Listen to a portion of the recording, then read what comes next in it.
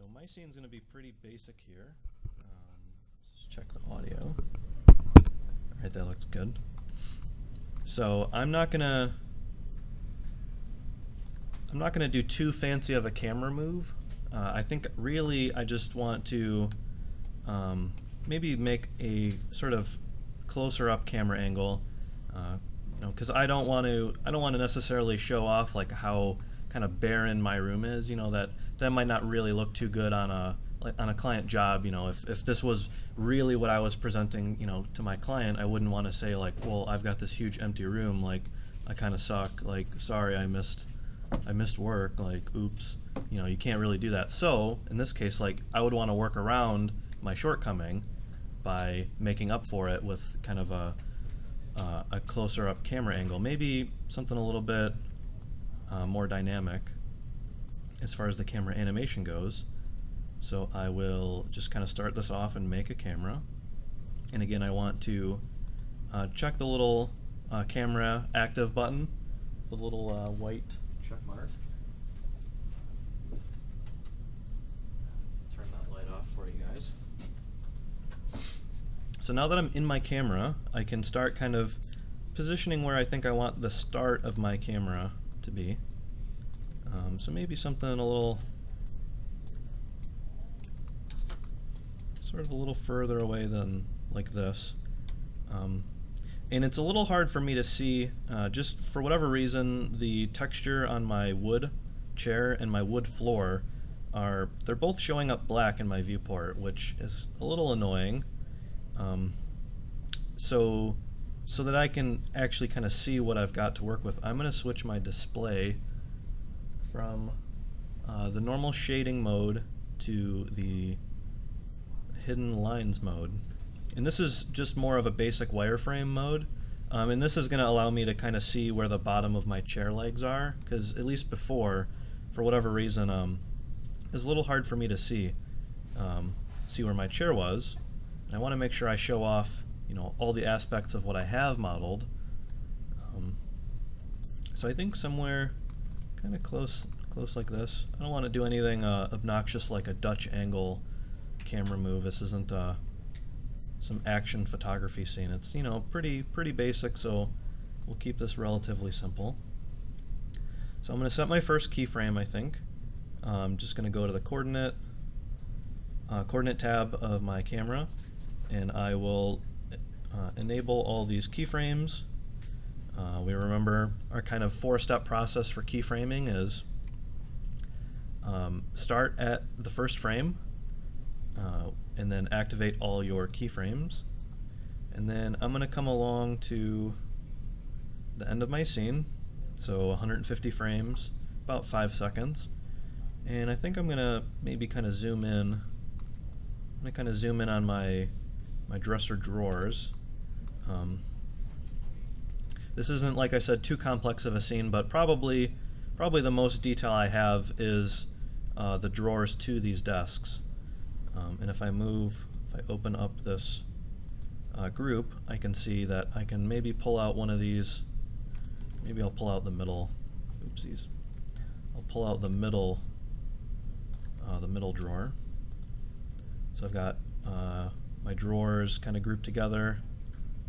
So I'm going to pull this one out maybe, just to give like a little hint, kind of that something's happening in my scene. Something to focus on maybe. I'm just going to sort of zoom in on this a little bit more, maybe come up. We'll just get like a little bit of a peek inside the drawer. It's just I know it's basic, but this is like just a very kind of rudimentary, almost like a story kind of, what's this room, what's in the drawer maybe, something like that to generate just a little bit of interest. It's just a desk and a chair ultimately, but if you can kind of capture a little bit of imagination of your viewer or whatever, that adds to your skill as an animator. So I think this is a pretty good stop for my camera, so I'm just going to enable the rest of my keyframes, and I should be able to play this now. And we'll watch this and kind of get a feel for what my camera's going to do. That's kind of cool. Again, you know, not too crazy over here. Is there a way to like move the camera to be where you're currently like looking? Like, If you aren't in the camera, like if I just put the camera down and then move to somewhere else, is there a button that makes it so the camera just pops to where I'm at? Not that I can think of. There is a way to access the default camera. So right now I'm in. I'm going to name this camera old. I don't want to necessarily delete that. So I've got my render camera. So I can see the cameras in my scene by clicking on camera and then use camera. And so right now I'm in my render camera, and we can see the little white active icon is currently checked. So if I jump out of that, if I uncheck the little white active, we'll see that now the icon for which camera I'm in is on the default camera. And let me see, I've never actually tried to do this, I don't think. So let's see if we can figure out where our default camera is. Is that active object as camera? No.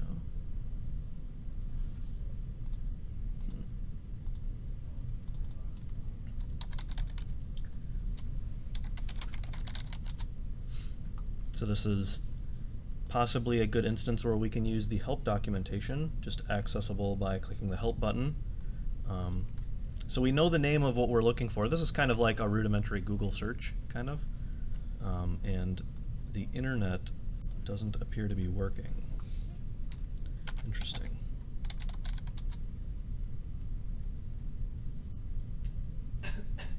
Or is it? For some reason, the help documentation doesn't want to load. Interesting.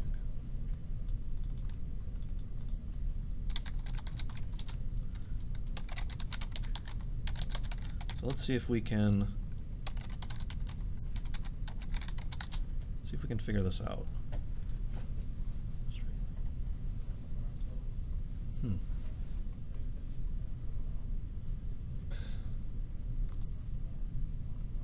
I know there's a way to select it, but I haven't done it. Default camera.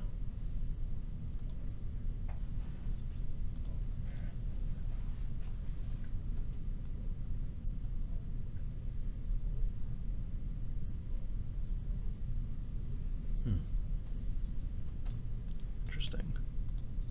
Perspective. I'll see if I can get back to you on that one.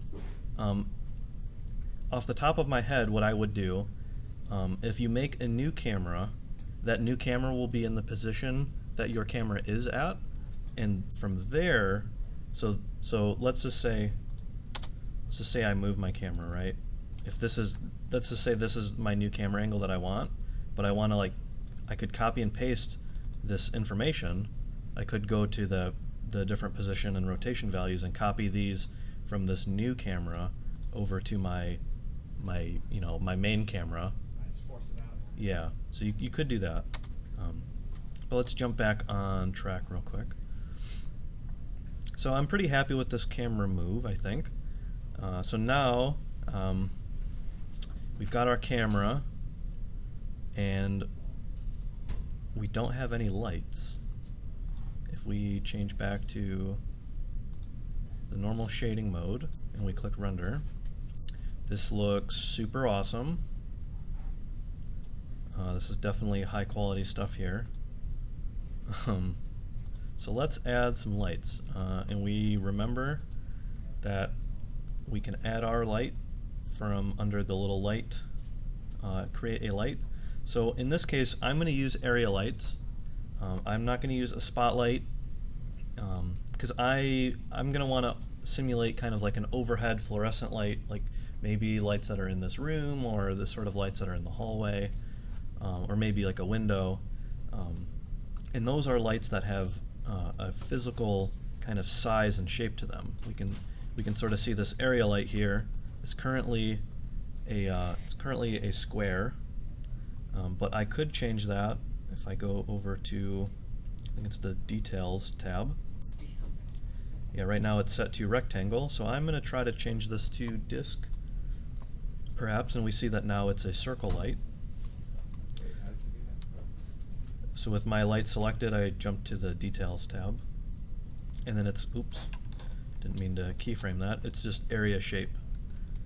So now what I want to do is kind of pull this over, and I'm going to position this above my desk, sort of like there's an unseen lamp, maybe kind of above my desk.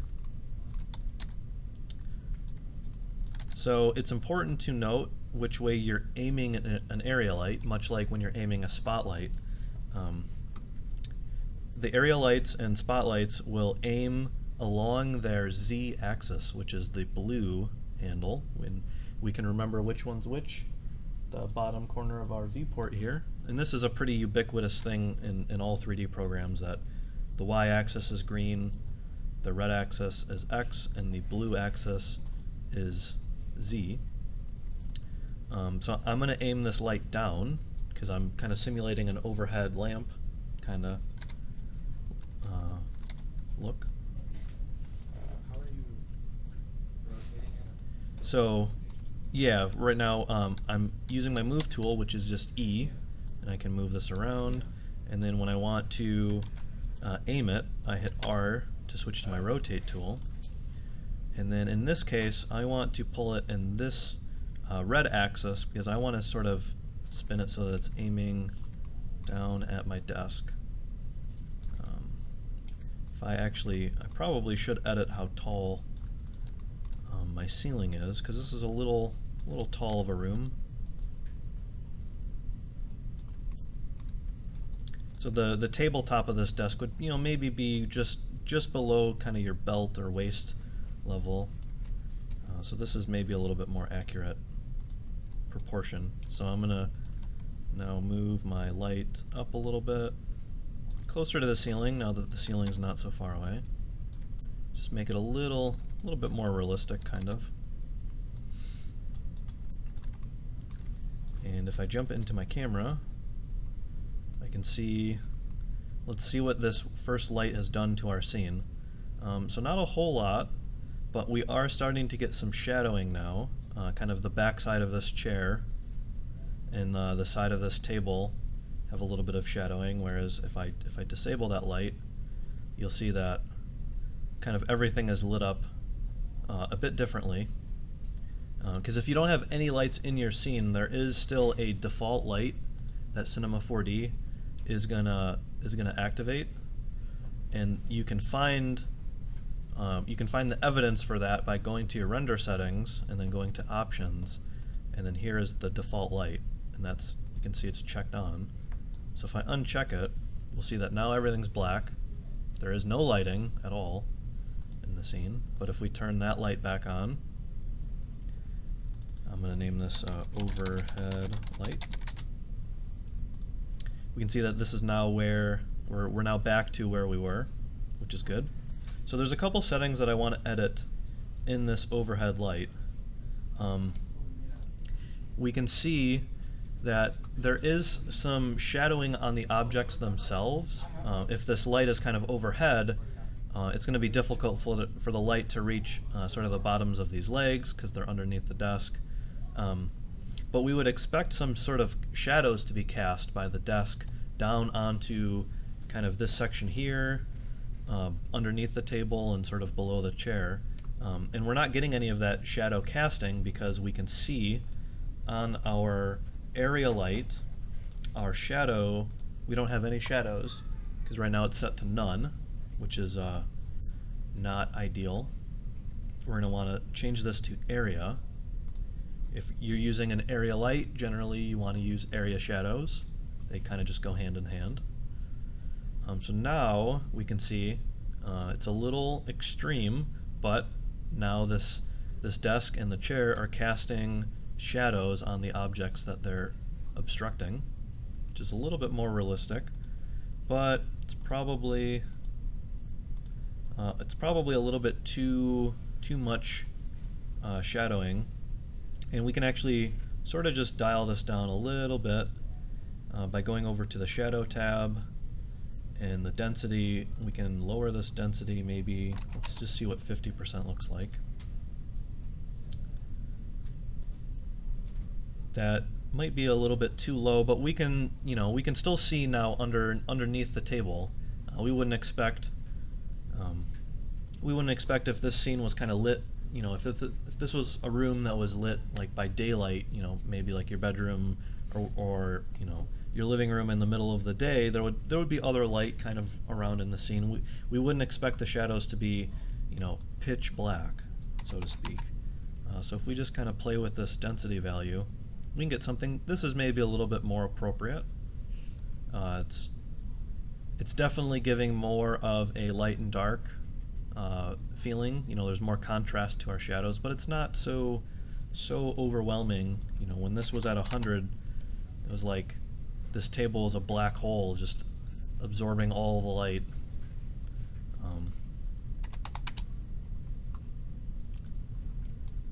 So I think this overhead light is pretty satisfactory, but I want to add maybe one light over to the side that maybe might simulate sort of like an open window. So I'm going to pull this light up, sort of move it over towards the wall. Oops.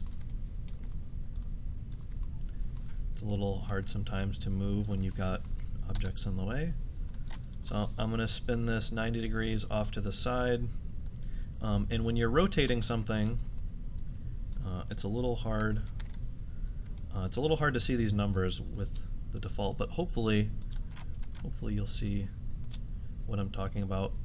So when I'm just grabbing the rotation tool here and I'm rotating this value, you can see that this number is moving, on a wild kind of crazy decimal point. It's a little hard to control. But once I'm rotating it, I can hold down Shift. I'm not sure if Sean went over. Did he? Okay. Maybe not. Anyway, so if you are rotating or moving something, you can hold down Shift, and it will snap it in increments of 10, which is pretty handy to do 90 degree or 180 degree turns. Those are pretty common, usually with objects. So I'm aiming the blue axis kind of in towards my room, as if this was an open window shining light into my room. And I'm just going to kind of bring this up. Oopsies. Bring this up a little, and I can switch back to my object tool. That way I've got my little orange handles, and I can scale the size of this up a bit just to make it a little bit larger. Windows are usually pretty sizable. The default size was not to my liking. So I'm going to name this one kind of window light. And I'm really a fan of naming stuff as you make it. It doesn't have to be the exact name. Obviously, I can go back and I can edit this to say whatever I'd like it to say. But if I know what I'm making, I'd usually like to give it a name right then and there. And then that way, I don't go like a week's worth of working and then my whole scene is just like cube 1, cube 2, sphere 43, and then that way, if one of you have a question or whatever and you say like, oh, I lost this object, I was like working on it, I think maybe I hit it or it got moved out of the way or something, you can say, oh yeah, I'm looking for this model of a horse that I built. But if it's just called cube 8, it's going to be a little hard to find. Whereas, if you had something properly named, you could click the little search icon, you could type in name of thing I'm looking for, and it would just pop up. So name your stuff as you make it. That is a good bit of diligence.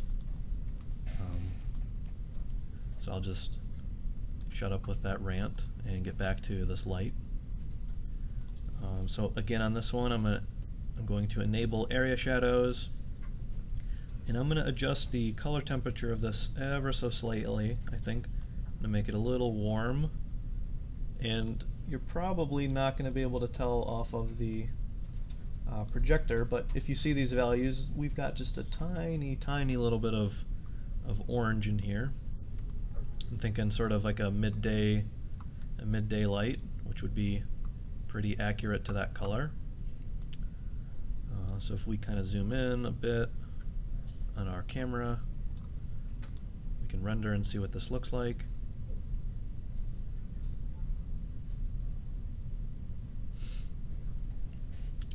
And I can see the effect of that light that I'm adding. I'm now getting some shadowing cast over here from the desk on the far side of the wall.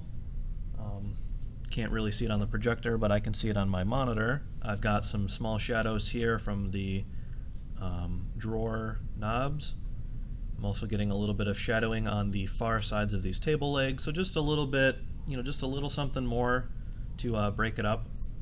It might be a good idea if you guys have maybe 2 or 3 lights. Again, not a requirement by any means, but maybe like an overhead light and then a lamp, or a window and a lamp, or anything like that.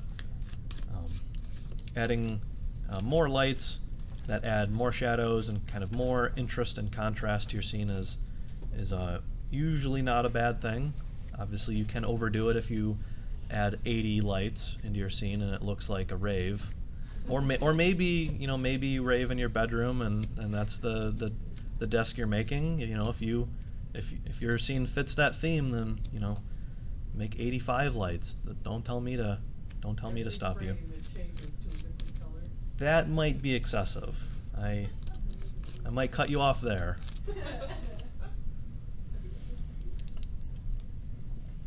But you can keyframe the color. You totally can keyframe the color of this light. Oh, beautiful. You do have that power. Could you make it like shut off in the middle of it? You definitely could. So that's a good question.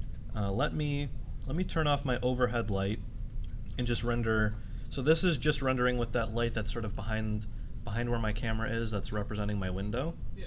So if we're just looking at this, just this lighting on its own, we can see that this is relatively not too bright, which is sort of telling us that this light isn't contributing a ton to the scene. It's contributing some, but it's not overpowering by any means. But if we did want to make it super bright, we've got an intensity value, and this is default at 100%. And just because it says 100%, percentages don't typically go over 100. You totally can. So I could make this 500% if I wanted to. Program's not going to stop me. Oh. And now if I render, we're basically on the surface of the sun, which is pretty sweet.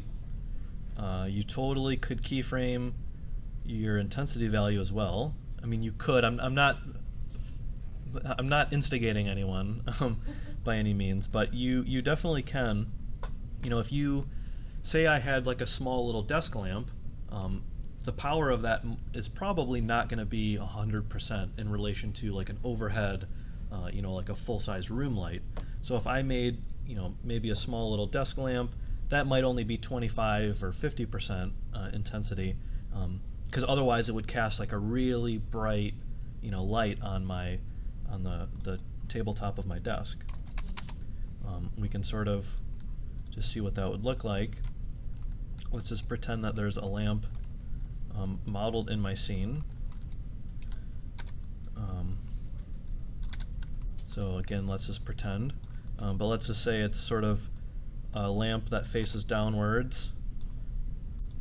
Maybe sort of like the Pixar little lamp. So if we render this, we can see that this isn't too bright, but if I, oopsie daisy, I don't want to move my camera.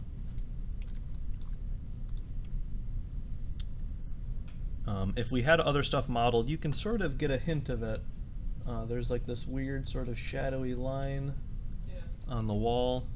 So if you can imagine, if you had a lamp like this, there would be a relatively stark line across the kind of top of it. But you wouldn't want that to necessarily be as strong as an overhead light.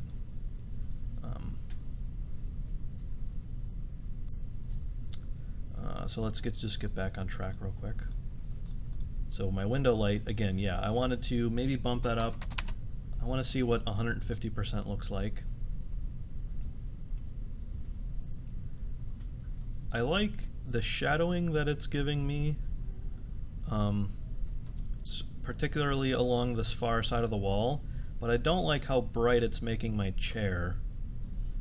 And the white on my desk is like completely blown out. So I'm actually going to pull... I can sort of cheat the computer. If you have a brighter, more intense light, it's going to cast more intense shadows. But it's kind of like if you raise the intensity of the light, the shadowing of the light is also going to raise. But you can raise the shadowing of the light also, again, independently, as we saw already. So I raised the intensity of this light too bright. We can see, you know, it's making the white of this desk just too bright. You can't even see the distinction between the front face and the top anymore, for example. So this would be an example of too much light. So if I bring that back down to 100, we can see, you know, again, we can differentiate between the tabletop and the front face. But again, I'm sort of losing some of that shadowing I liked over on the far side. So instead of raising the intensity of that light, I can just raise the shadowing of this light. Let's just see what 150 density does for the shadow. So yeah, that's a little bit more in the direction that I want. You know, you would imagine, you know, in a room with a bright direct sunlight, the shadowing that the light would be casting would be, you know, relatively, it would be relatively stark. You know, it would have a lot of contrast to it. So I think this is a little bit closer in line with what I want. It's also giving me the little benefit of causing more shadowing inside my drawer, which is kind of adding to this mystery, you know, what's in the drawer kind of theme I'm going for. So I'm just going to wind my camera back to the first frame and just see what this looks like. And it's a good idea to kind of check what your scene is going to look like throughout all the different frames. I kind of did this a little out of order, if I think. Some of you might have heard the phrase lights, camera, action before, you know, on a film set. I sort of did action, camera, lights. So I sort of did this out of order. I set up my objects, and then I animated and moved my camera around, and now I'm trying to light my scene, which is a little out of order. So maybe try watching this tutorial in reverse. I'm sure that'll go splendidly. But I think on this first frame, this is maybe a little bit too. This is a little bit too much. I'm not really liking what's going on. This is just a little bit too much shadowing, and again over here on this chair. So I might try splitting the difference with like 125% shadow. And that sort of mellowed out what was going on over there. But the back of this chair is now a little bit too dark. So I think what I'm going to do is I'm going to add one more light into the middle of this scene. And I've already done a bunch of stuff to this light, this window light. You know, I've edited the intensity, the color, the shadowing, the shadow density, you know, all that stuff. So instead of just making a new light and starting from scratch, what I want to do is probably copy and paste this one, and I can just sort of borrow its settings and just tweak it kind of to my liking a little bit. And so what I'm doing with this light, kind of what the aim of this one is if I just disable that real quick. If we look at the back of this chair isn't receiving any direct light. You know, there's no light actually hitting the back of this chair, because the overhead lamp is kind of a little bit in front of the chair actually, and then the window light is over kind of on the side. So there is actually nothing shining on the back of this light, and this is just making the back of this chair just too, this is just too dark, at least for my tastes. So what I want to add in a small light, so I'm just going to rename this one interior light. And I'm going to try to pull the intensity of this one down, and we'll see kind of if this does exactly what I think I want it to do. Yeah, this is just going to brighten up this light a little bit, or the back of this chair, and now we're getting a little bit of shadowing from our window light. This is just giving a little bit kind of more context and a little bit more information that is actually a little bit more realistic now that we think about it. So I think that's pretty good. I'm just going to now, since I've added another light, I'm going to want to kind of check out the rest of my scene. So I'm going to jump to the end. This doesn't look like that light affected too much kind of over here because it's further away. I made it dimmer. You know, it's not going to be kind of too strong. It's really just sort of aimed at the back of the chair. So it hasn't disrupted the ending of my scene, which I think I'm happy with. So I'm going to check out what the middle of my scene looks like, just to make sure that this is good. You know, it's important to get an idea, you know, as much throughout as much of your animation as possible before you commit to, you know, a long render.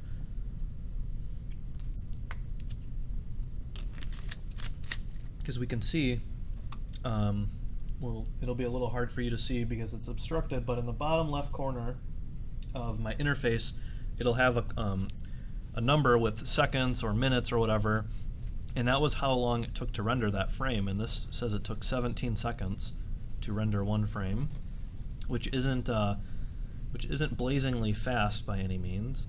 So if we kind of do a rough little amount of math, I like to call this render math. So if I take 17 seconds and I times it by 150 frames, that means it's going to take 50 seconds long, and to get that to minutes I can divide by 60. So this says it wants to take 42 minutes to render this whole scene, which is a little obnoxious. This isn't, you know, real complicated by any means, but I should be mindful of that, how long it's going to take to render. You know, if I want to leave class in 15 minutes and my scene's going to take 40 minutes to render, well, then obviously there's a problem. I should have been working more diligently, you know, I should have been further ahead of schedule, or, you know, budgeted my time a little bit more effectively, so that way I wasn't, you know, kind of in a pinch. We'll learn about making renders faster, you know, kind of down the line. That's a story for kind of another day, I think. So I'm just going to save, and I think that'll cover what we need to for today. Does anyone have any questions in regards to cameras or lighting, anything like that? One thing I can think of that some of you might be more interested in playing with, actually I should go over, is the focal length of my camera. If you're familiar at all with photography, you'll know that there are a million settings to your lens, to your camera, what ISO you're shooting at, and all that fun stuff. But one of the more kind of impactful settings about a camera and a lens is the focal length. And default in this case is 36 millimeters, which is a pretty average real world equivalent. But if we make this number smaller, it's going to make our field of view wider. If you know like what a fisheye lens looks like, or what that kind of effect has on footage, we'll see. So if I cut this in half down to like an 18, we can see that I'm now seeing more of my scene. We can see that there's this kind of gray line to the side of each. This is indicating where my render is set up, and I can actually make that a little bit more visible if I hit Shift V, as in Victor, that hotkey, I can come to the View tab, and then this opacity value. This is something that I change pretty much on every scene. So if I make this opacity value darker, we'll see that this is just kind of blacking out the sides of that frame. It's giving me, at least mentally, a little bit more accurate idea of kind of what this scene is looking like. Because if I turn this back down to 0, this is actually too wide. And I could, if I wanted to, I could sort of edit kind of the size of the viewport, and this would be a little bit more accurate to what my camera's seeing. Still not perfect by any means, but you wouldn't want to set up a camera angle.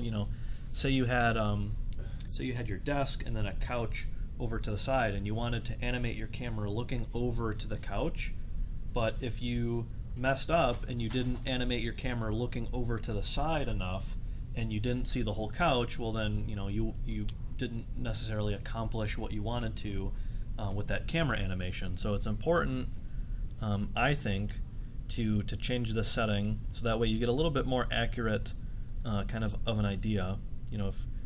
If I was working on some crazy widescreen, like super cinematic, thing, I might have a camera that looks like super wide, and actually at work, like, this is a format that I work in that's actually more common, at least for me. So I work on lots of scenes that are set up like this, and not as many scenes that are set up, kind of like a normal 16 by 9, kind of like this. So it's important to adapt to what you need. Right, so focal length. Jumping back to that, so if I was at 36 and if I add another 18, that'll give me 54. So this is a little bit longer of a lens. It's a little bit more zoomed in, and we can see that this is showing less of my scene. In this case, this is maybe a little bit too zoomed in. I'm not really seeing much of kind of my floor, the bottom of my table, or I mean the bottom of the chair or the top of the table. I'm cutting off kind of a little bit too much of this information. So I wouldn't want to go all the way into like the 50s, at least for my scene. But maybe 44. This isn't too bad. This is zoomed in a little bit more. I think I'm just gonna leave it at the default of 36.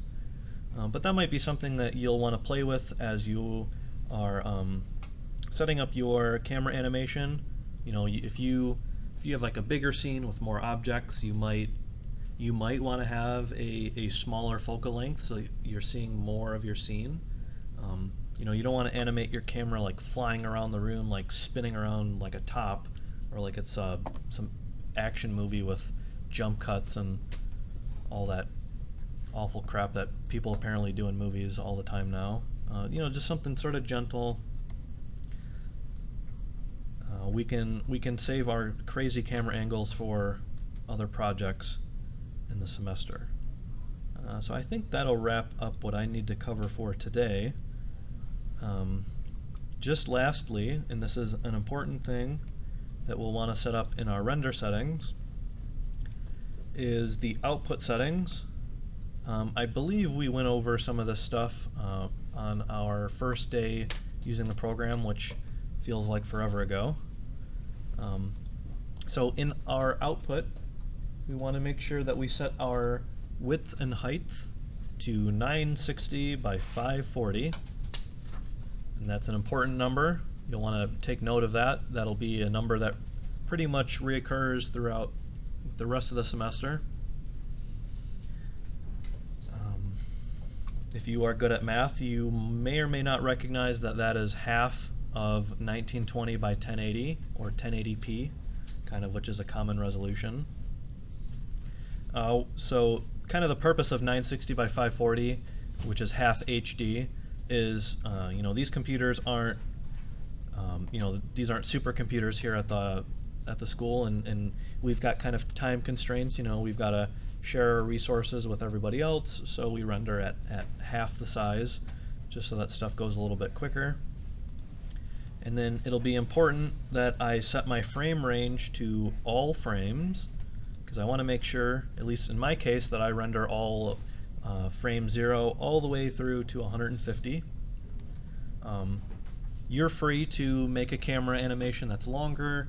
Let's say you were super active on this assignment and you made 10 objects because you're just a beast, and you might want to have a longer camera animation that shows that, shows those objects off. So you might do 300 frames or 200, but I think in my case 150 I'll get the job done.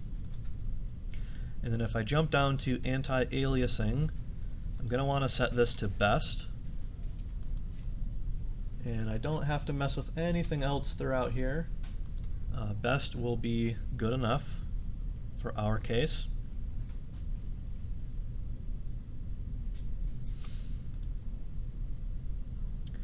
And then lastly, in these settings, the save menu, I want to make sure that save is checked on here on the left and also here in the middle. And what I want to do is I want to set the format to TIFF PSD layers, which is just this last TIFF one, which is in the middle of the list. We don't want to render a QuickTime. We don't want to do any of these movie files. We don't want any of that. So just TIFF, T-I-F-F. And what I'm going to do is I'm going to click that little dot, and I'm going to pull open my it'll pull open File Explorer, and I'm going to navigate to my folder, assignment 1, and then I'm going to make a new folder called render sequence, or I'm going to name it desk render sequence. I'm going to double click to go into it. I can see that I'm in an empty folder, and I can verify that it's the right folder up here. And then I'm going to name my file something that is descriptive of what I want it to be. So assignment 1, desk, my last name. That's a pretty good file naming structure. And then I can just click save to close that out. And then save my project one last time, Control S, because programs do crash sometimes when you launch a render, and that is always heartbreaking. If you made a bunch of changes without saving. Computers are temperamental. They don't necessarily obey all of our commands at all times. And then I'm just going to launch this render, which is render to picture viewer. And I double checked that before I launched this render that I was activated in my camera. That is important.